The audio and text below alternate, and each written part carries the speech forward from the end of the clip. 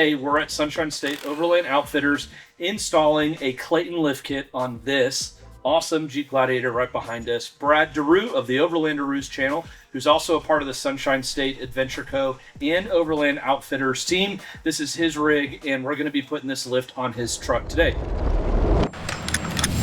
Hopefully this video helps you get an idea of what all Clayton offers and what it looks like to install on your truck as well. We're excited to install the Clayton 2.5-inch premium lift kit on the Jeep. We are also excited to announce that we are Clayton dealers here at the Outfitters. They make some phenomenal products here in America. They've been in business for over 20 years. So to have that in-house and also on the rig is going to be exciting. Hey, so check it out. This is not going to be a step-by-step instructional video that maybe you're used to. I kind of want to show you the bulk parts of the install, how the instructions are laid out, the quality of the components, things like that. You can easily do this in your driveway just like this, or on a lift at a shop, and of course we recommend our shop. That way you can get it done quickly, with confidence, and you'll be back on the trail in no time. With the vehicle safely on the lift, the tires removed, axles supported, and finally the front skid plate removed, we begin the install on the front end by loosening the front track bar bolts, the upper and lower control arms, making sure we're holding on to those upper control arm heat shields for reinstallation later, and removing the sway bar links and front shocks. After all that is out of the way, we're going to carefully remove the brake line clips and disconnect all electrical harnesses, ensuring that we tuck them up out of the way so they won't be damaged during the install of the other components. Once we've done all that, we can now remove the front springs. All right, so far on the front end, we've made it where we got pretty much most of the most components disconnected. Next step is we're gonna start removing arms and replacing them with the new Clayton adjustable arms to get those adjusted in and have this thing ready to go. Make sure you deep dive into Clayton's instructions, read all that stuff before you start your install. Make sure your shop does too, because inside of your instructions are the measurements for your lower, upper control arms and your sway bar links. And it is detailed out by the vehicles that you have, the lift height that you have, and things like that. If you don't get your control arms measured in properly, you're gonna throw your caster off. And take it from me, somebody on a 7.5-inch lift on a Jeep Cherokee on 35s, that thing handled like garbage because the caster was atrocious. You wanna get that dialed in, you wanna get that right so this thing tracks straight down the road. It's a safety concern, it's a great starting point. Make sure you use your caster angle, both digital or analog. Doesn't really matter, but you wanna get that dialed in like I said.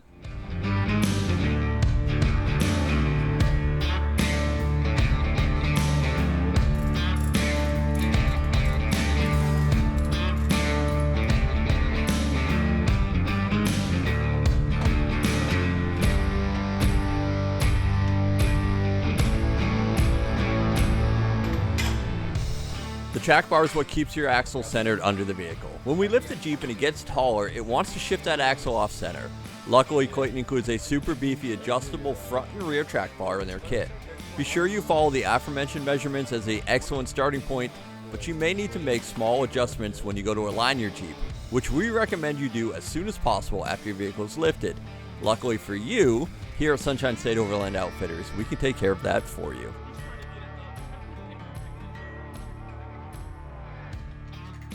Once the control arms are in place and adjusted to length and the track bar is installed and has that axle centered under the Jeep, it's time to install Clayton's lift coil springs. They are carefully powder coated with seal core, which is a zinc-rich finish to help prevent rust and corrosion.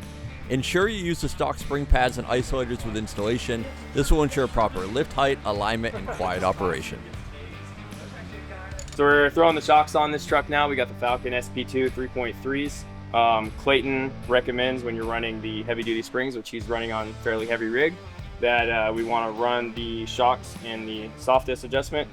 So we will turn those all the way into the softest adjustment, and then you can leave these to adjust as needed up top. They come with a template that you need to follow to clearance the fender liners for the attached reservoirs. We recommend a sharp razor blade as well as a Dremel to clean up the edges.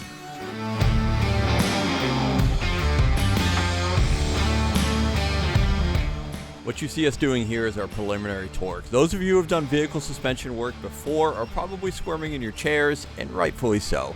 You are correct. You want to torque the components once the vehicle is on its own weight. We recommend lowering the vehicle with the components loose, rocking the vehicle back and forth a bit to cycle the suspension, and then bring all fasteners to the prescribed torque values. Why does it matter? I'm glad you asked. You could introduce binding within the components, causing noise, loss of performance, and shortened lifespan. It could also cause your lift to be asymmetrical, meaning one side will be higher than the other. Due to the vehicle weight and gas tank location, It could be off slightly, and that's normal. Anything over a ½ inch, though, should be investigated.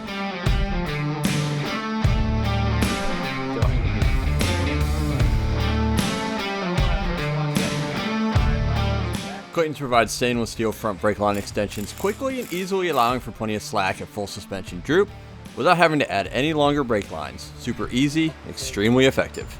If you do want to go longer, however, Clayton's offers those too.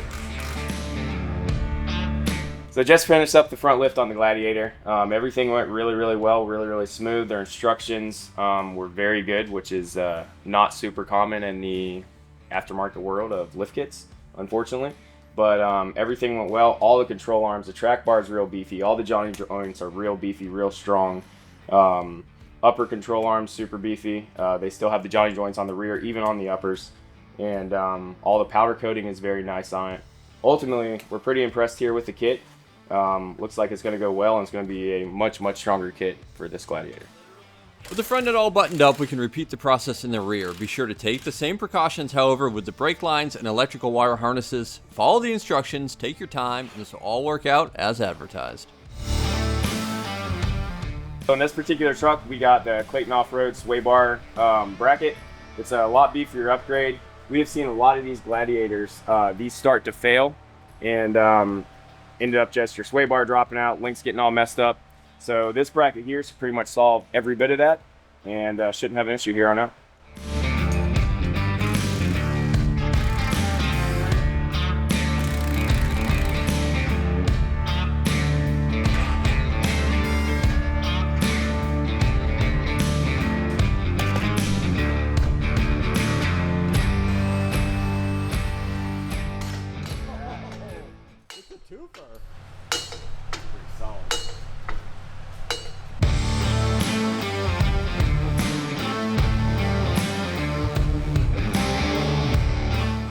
Gladiators are insanely capable right out of the box and very well engineered. One of the things that we get hung up on a lot is our lower control arm mounts. They just kind of hang a little bit lower off the frame rails. You're already lifting your vehicle, you're already working this area anyway, so why not add some super beefy Clayton lower control arm skids to protect that area? The last thing you want to do is bend them, rip them off, and now your geometry is all wonky. Go ahead, hit up Clayton's or us. We can walk you through all the options that you'd want to use to kind of build up your Jeep as you're lifting it anyway. This is one of those ones that's a no-brainer. It's cheap enough. This is definitely something you want to do. Clayton's included front and rear bump stop extensions are rugged and perfectly engineered to provide the maximum amount of tire stuff and articulation without destroying your fender. We opted to go with the heavy-duty springs, the triple rate springs from Clayton. These are the 2.5-inch springs. We opted to do that because we are carrying the extra weight of the camper itself. Fully loaded, we're looking at about 400 to 500 extra pounds over an empty Gladiator. So these just made sense to us. Highly recommended, but they are a bit stiffer, which is why we're going to run the Falcon springs in the softest position, just to kind of ease that ride a little bit. Just like in the front, and for all the same reasons, we'll be reusing the stock spring isolators for the rear springs. You're almost there. You can do it. Aww. Oh, that was perfect.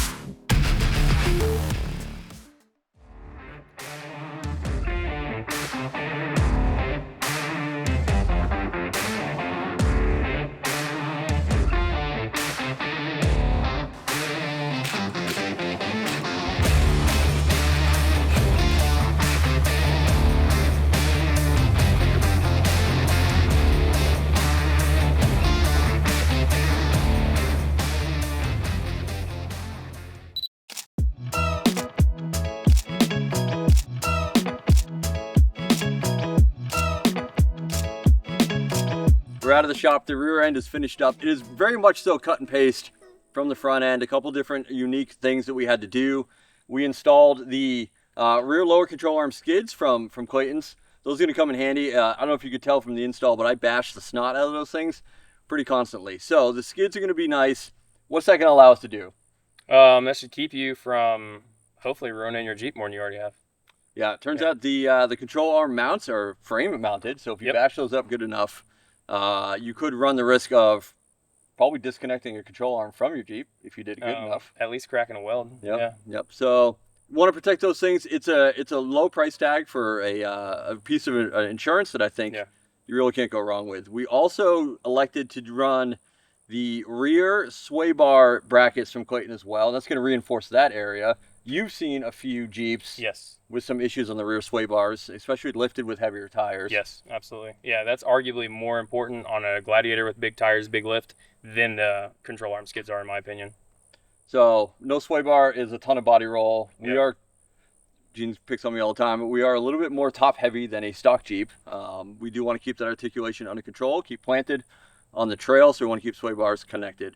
What kind of repair do you think it would be if we didn't have that and we had an issue? On the trail, your only option is really to take the sway bar off and either throw it in the woods, or don't throw it in the woods, but throw it in the bed of the truck. And then from the shop, we'd basically have to cut and probably re-weld the bracket back on there. Or this bracket comes nice where you could pretty much leave even a damaged bracket more than likely and still put that on bolted up and get you back on the trail and have it still completely reinforced at the end of the day. I just think for under $150, it's a no-brainer. For sure. Yeah, I've seen too many of them where it's broke and they're starting to come out of the joint. Absolutely. So, Gene, you're a mechanic with a ton of experience. You run an Overland Outfitter shop, so you've had your hands on arguably tons of lift kits from Jeep to Nissan to Toyota to you name it. When you're looking at a lift kit, how do you evaluate whether or not this is a quality lift kit versus just a budget run-of-the-mill that's going to get you lifted but not necessarily have good ride quality? A lot of the times it's going to come down to weld quality, thickness of tubing and stuff. For instance, the control arms on the Claytons, and where it's made. Obviously, Chinese stuff, Taiwanese stuff, not as good as made in USA stuff. But those are the three things we probably look at most of the time, I think, when we do one. It's funny you said welds. Clayton's welds are all robot welded, so they're all like almost perfect if you look at them. They're all great. You're not going to have any penetration issues with the welds not penetrating the metal, things like that. I was surprised personally when we removed all the stock control arms how not robust those were, and compared to the Clayton control arms. The Clayton control arms are like 25 pounds a piece. They are thick. Oh, they're much heavier. Yeah. Steel. They are lifetime guaranteed to include the joints. They are double baked, powder coated, so the finish on those is phenomenal, and they're going to hold up really, really well. You can get the control arms in a couple different configurations. We can do the short arms like we did. They also have a long arm radius kit, which requires some weld-on brackets. But the main thing I want to talk about is there are two different types of ends that you can get for the control arms. Yeah. You get the Johnny joints, which require some servicing. They're a little bit louder, but they provide for greater articulation. Yeah. They're a little bit more robust, and they are fully rebuildable. You can also get their rubber end bushings that are service-free. You don't need to service those. They're a little bit quieter, but they limit your articulation ever so slightly. It's nothing crazy, nothing dramatic. No. But really the choice is yours. We decided to go with the premium Johnny joints from Rock Jock, and Gene, you and I have talked about it. I think it's going to be a great choice. Yeah. No, I think the Johnny joints is the way to go. If you're going to do all this work, you're going to put Johnny joints on it, I think. Like you say, they are rebuildable, they are serviceable, and off-road, why not? You want the articulation every bit that you can get. Yep. Last thing you want is like my truck lifting up a third wheel all the time, you know? The cool part is I'm pretty sure you can unscrew the Johnny joints and put the other joints in, or vice versa. So if you have a lift kit now and you want to switch over to the Johnny joints, get in contact with Clayton's. I'm pretty sure that they can make that happen for you. But man, I'm super impressed with how quickly this lift kit went together. I think we did it in about 12 hours. But granted, we had a lift, we had all the proper tools, we had some experience behind us. No special tools required. A large wrench for the jam nuts and the control arms would be preferable.